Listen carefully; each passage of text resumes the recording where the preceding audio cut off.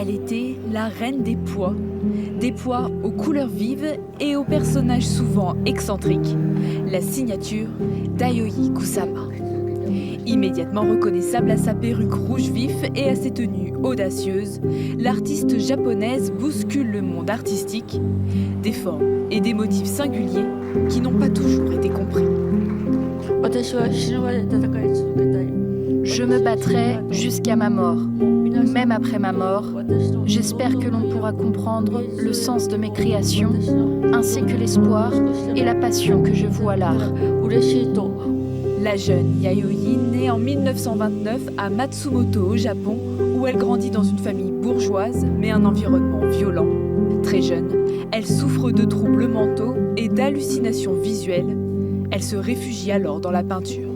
En 1957, une décision va changer sa vie.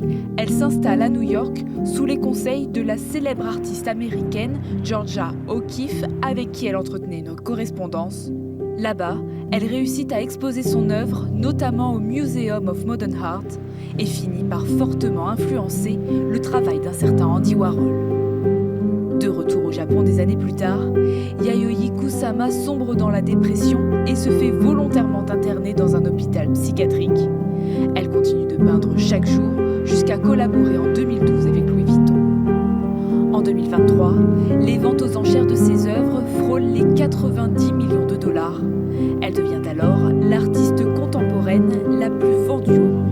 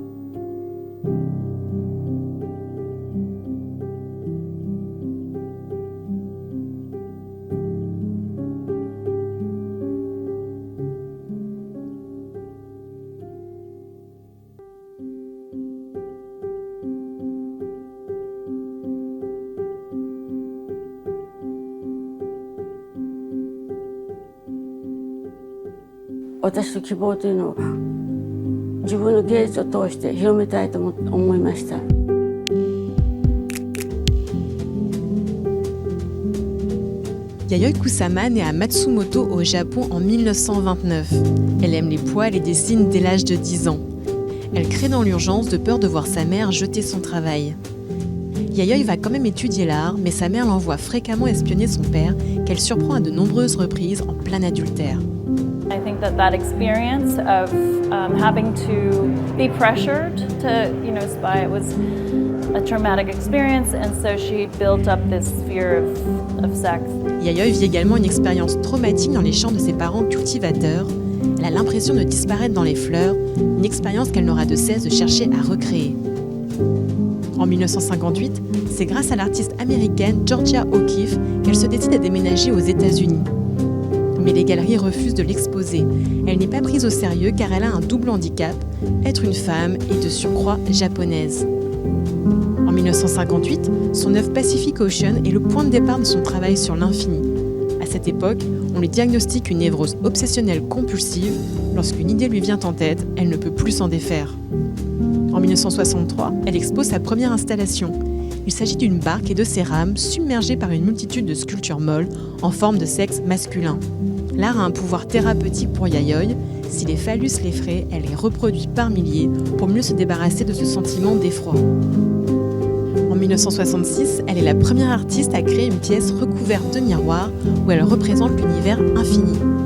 La même année, elle installe illégalement 1500 boules miroirs devant le pavillon de l'Italie à la Biennale de Venise et met en vente son œuvre au prix d'un hot dog pour désacraliser son art.